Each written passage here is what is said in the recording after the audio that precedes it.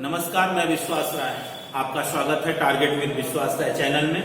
हम लोग भारतीय भूगोल के ये चूंकि दूसरा पार्ट आप पे पहले पहुंच गया था, जिसमें हमने गंगा नदी तंत्र पे बहस कर ली थी कि गंगा किस तरीके से निकलती हैं और कौन कौन से प्रयाग में जाती हैं, किन किन राज्यों से होकर बहती हैं और फिर बंगाल की खाड़ी में पद्मा के नाम से फिर मेघना और जमुना के संगम बनाते हुए गिर जाती हैं।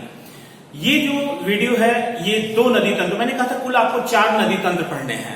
एक गंगा नदी तंत्र, सिंधु नदी तंत्र, ब्रह्मपुत्र नदी तंत्र और प्रायद्वीपीय नदियों का जो तंत्र है, उसमें से गंगा नदी तंत्र आप पढ़ चुके हैं और सिंधु नदी तंत्र और ब्रह्मपुत्र नदी तंत्र आज आप क्लियर करने वाले हैं कि कौन सी नदियां हैं, कौन सी इनकी सहायक नदियां हैं, कहां से गिरती हैं, उद्गम स्थल कहां है, इनका मुहाना कहां है।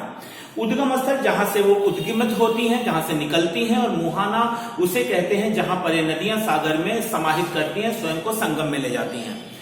अब हम बात सबसे पहले सिंधु नदी तंत्र, यानी आज हम 2 टॉपिकों पे रहेंगे इस भारतीय भूगोल के नदी तंत्रों में, सिंधु नदी तंत्र और ब्रह्मपुत्र नदी तंत्र। यानी अब सबसे पहले हम सिंधु नदी तंत्र पे आते हैं कि हम सिंधु नदी तंत्र को परिभाषित करते हैं। सिंधु नदी तंत्र को जहां तक देखें तो मानसरोवर झील जो तिब्बत में स्थित है, मानसरोवर झील जो कि चीन का एक स्वायत्तशासी प्रदेश भी है, वहां से सिंधु नदी निकलती है जो कि मुख्य नदी है। और आपको पता भी होगा कि वैदिक काल में ऋग्वेद में सबसे अधिक वर्णित जो नदी का नाम है वो सिंधु नदी है, जो सबसे अधिक बार इसकी चर्चा की गई है सिंधु नदी की, और गंगा की 1 बार और यमुना की 3 बार की गई है। तो सबसे पहले हम सिंधु नदी को देखते हैं। सिंधु नदी मुख्य नदी है। सिंधु झेलम, चिनाब, रावी, ब्यास और सतलज। कभी कभी क्या करता है कि उत्तर से दक्षिण की तरफ या दक्षिण से उत्तर की तरफ इस सिंधु नदी तंत्र को एक सजावट के रूप में क्रमानुसार व्यवस्थित करने के लिए एग्जामिनेशन में कह देता है। तब आप कहेंगे कि सिंधु, झेलम, चिनाब, रावी, ब्यास और फिर सतलज। या और अगर दक्षिण से उत्तर की तरफ जाए तो आप कहेंगे सतलज, ब्यास, रावी, चिनाब, झेलम और सिंधु। यानी इसका मतलब हो गया कि सबसे महत्वपूर्ण नदी सिंधु है, जो इसकी सहायक एक सतलज नदी है, वो भी मानसरोवर झील से।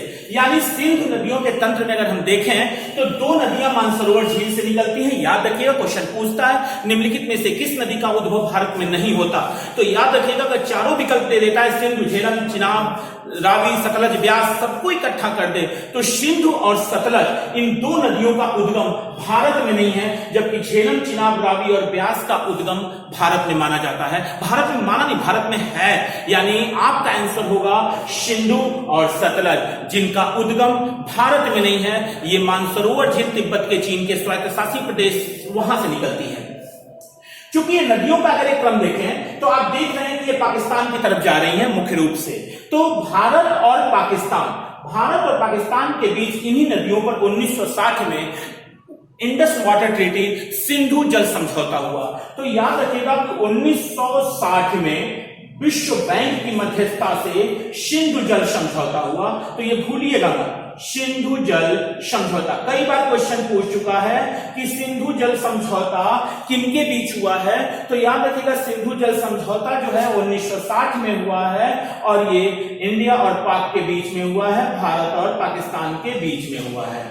और इस भारत और पाकिस्तान के बीच जो सिंधु जल समझौता हुआ, इसके तहत माना गया कि भारत और पाकिस्तान में सिंधु, झेलम और चिनाब, इसके जल पे पाकिस्तान का सिंधु, झेलम और चिनाब। किसी वीडियो में हम जल्दी ही आपको सिंधु जल समझौता में पूरी चर्चा दिखा देंगे। सिंधु, झेलम, चिनाब, सिंधु, झेलम, चिनाब, इस पे पाकिस्तान, और रावी, सतलज और ब्यास, रावी, सतलज और ब्यास, रावी, सतलज और ब्यास। आशा करेंगे कि आप नोट्स बना रहे होंगे। सिंधु जल समझौते में जो इंडस वाटर ट्रीटी है 1960 में हुई थी इंडिया और पाकिस्तान के बीच में, सिंधु, झेलम, चिनाब पर पाकिस्तान और रावी, सतलज, ब्यास पर भारत का हक दिया गया इनके अबाधित जल को लेके। अगर आप इन नदियों को देखें तो ये ऋग्वैदिक कालीन नदियां हैं, इनका वैदिक नाम भी एक रहा है। जैसे कि सिंधु है तो सिंध, झेलम है तो वीतस्ता, चिनाब है तो अस्किनी, रावी है तो परसरडी, ब्यास है तो वीपासा और सतलज है तो सतुद्री। फिर से एक बार नोट जरूर करिएगा, सिंधु को सिंध, झेलम को आप वितस्ता, चिनाब को आप अस्किनी, रावी को परसरणी, व्यास को विपाशा और सतलज को सतुद्री कहते हैं। सतलज को सतुद्री, यही झेलम नदी है जिस पर अशोक ने श्रीनगर की स्थापना की थी और एक हाइडेस्पीच का एक बहुत बड़ा युद्ध भी हुआ था सिकंदर और पोरस के समय में। ये पंजाब से जो निकलने वाले जिसे हम हाइडेस्पीच का युद्ध भी कहते हैं। यानी सिंधु, झेलम, चिनाब, रावी, व्यास और सतलज, इसमें से सिंधु और सतलज दोनों का उद्गम स्थल तिब्बत से है। अतः सीधी बात है कि ये भारत से निकलने वाली नदियां नहीं हैं। हाँ, ऋग्वैदिक कालीन नदियों में अगर देखें तो सिंधु सबसे अधिक बार ऋग्वेद में उच्चरित है, यानी उच्चारण हुआ है। और आपसे मैंने कहा गंगा का 1 बार और यमुना का 3 बार हुआ है और वैदिक कालीन ये नदियां हैं। हाँ, ये जो आप चिनाब नदी देख रहे हैं, इसको चिनाब को चंद्रभागा कहते हैं हिमाचल प्रदेश में। क्वेश्चन एक बार पूछा है यूपीपीएससी में कि किस राज्य में चंद्रभागा नदी निकलती है, तो याद रखिएगा चंद्रभागा चिनाब ही है। याद करने का एक कोशिश करिएगा, तो अगर आप एक ट्रिक बनाना चाहें तो नहीं भूलेगा, क्योंकि सब में देखिए च कहां से शुरू हुआ है, तो अब सीधी बात है चिनाब में च दिखाई दे रहा है और सीधे याद करने की जरूरत ही नहीं है। चंद्रभागा आएगा तो चिनाब होगा।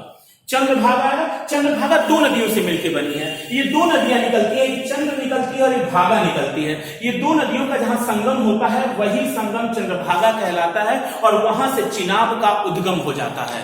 चिनाब का वहीं से उद्गम हो जाता है, तो याद रखिएगा चिनाब का उद्गम चंद्र और भागा, हिमाचल प्रदेश में इसी चिनाब नदी को हम चंद्रभागा कहते हैं, तो भूलिएगा मत। तो ये रहा आपका सिंधु नदी तंत्र। आते हैं हम अपने ब्रह्मपुत्र नदी तंत्र पे। तो ब्रह्मपुत्र नदी भी आप देख रहे हैं कि ब्रह्मपुत्र नदी भी मानसरोवर झील से निकली है। यानी अब आप 3 नदियों को जोड़ लीजिए। सिंधु नदी तंत्र में सिंधु और सतलज ये भी मानसरोवर झील से निकली है और ब्रह्मपुत्र नदी मानसरोवर झील से ये भी निकली है। लेकिन ये पूरब से होकर बहती है और बड़ी लंबी रेखा बना लेती है, 2900 किलोमीटर का दायरा तय करती है। इसमें 916 किलोमीटर ये भारत में बहती है। यानी अगर सीधा और सबसे ज्यादा चौड़ी नदी है, याद रखिएगा, तो 2900 किलोमीटर ब्रह्मपुत्र की पूरी लंबाई है, जिसमें से 916 किलोमीटर ये भारत में बहती है। यानी यहां और यहां तक की दूरी जो है वो 916 किलोमीटर है, क्योंकि इसके बाद ये बांग्लादेश में प्रवेश कर जाती है। और याद रखिएगा यही ब्रह्मपुत्र नदी जब बांग्लादेश में प्रवेश करती है तो ये जमुना के नाम से जानी जाती है।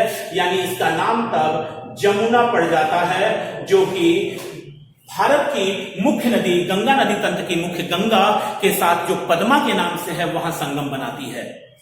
पहला आते हैं टॉपिक पे, थोड़ी सी चर्चा ब्रह्मपुत्र नदी के नामों पे कर लें, क्योंकि यहां से क्वेश्चन हो रहे हैं कि यारलुंग सांगपो कहां पे इसे कहा जाता है। तो याद रखिएगा ब्रह्मपुत्र नदी को तिब्बत में हम सांगपो, यारलुंग सांगपो कहते हैं, अरुणाचल प्रदेश में इसे दिहांग कहते हैं, असम में इसे ब्रह्मपुत्र कहते हैं और बांग्लादेश में इसका नाम जमुना हो जाता है।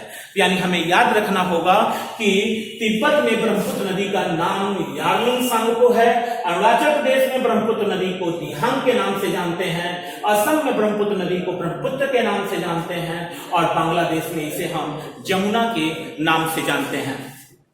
और यही जमुना आगे बढ़ती है और इधर से पद्मा आती है जो कि गंगा नदी है और गंगा नदी का संगम इससे होता है और फिर पद्मा के नाम से बहती हुई आगे बढ़ती है। तो बांग्लादेश की एक नदी है मेघना, याद रखिएगा, और मेघना आकर उस पद्मा से संगम बनाती है और मेघना के नाम से अब आगे मुख्य धारा बह रही है और यही मेघना के नाम से ही बंगाल की खाड़ी में ये इनका मुहाना खुल जाता है और ये बंगाल की खाड़ी में मेघना के नाम से गिर जाते हैं। हम आपको क्लियर करेंगे थोड़ा सा।